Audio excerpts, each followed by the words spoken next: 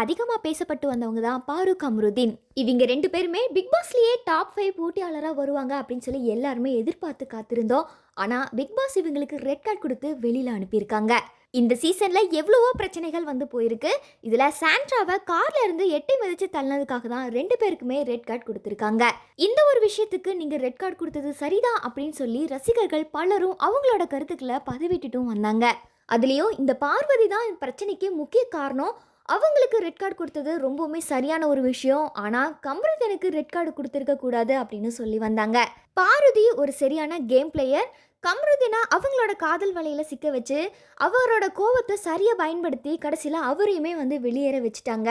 இந்த விஷயத்துல ரொம்ப பாதிக்கப்பட்டது கமருதீன் மட்டும்தான்.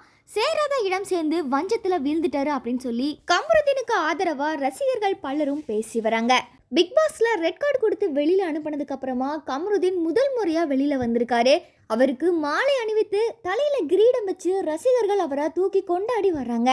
இவ்வளோ விஷயத்துக்கு அப்புறமும் கம்ருதீன் பிக் பாஸோட டைட்டில் வின்னரா வரலன்னா என்ன, மக்கள் மனசுல அவருக்கான ஒரு இடத்தை பிடிச்சிட்டாருன்னே சொல்லலாம். இதெல்லாம் ஒரு பக்கம் இருக்க, இன்னொரு பக்கம் பிக் பாஸ் வீட்ல இருந்து ரெட் கார்டு வாங்கி வெளியே வந்த பார்வதி அவங்களோட இன்ஸ்டாகிராம் ஸ்டோரியில யாருக்கு ரெட் கார்டு கொடுத்துருக்கீங்க, இப்போ நான் தான் டைட்டில் வின்னர் அப்படின்ற மாதிரியான ஒரு பதிவை போஸ்ட் பண்ணியிருந்தாங்க.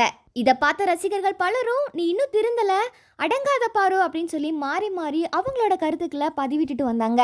அது மட்டும் இல்லாம பாரு இப்ப வெளியில வந்தா ரசிகர்கள் வச்சு செஞ்சிடுவாங்க அப்படின்றதுனால அவங்க இன்னும் வெளியில தலை காட்டாம இருக்காங்க.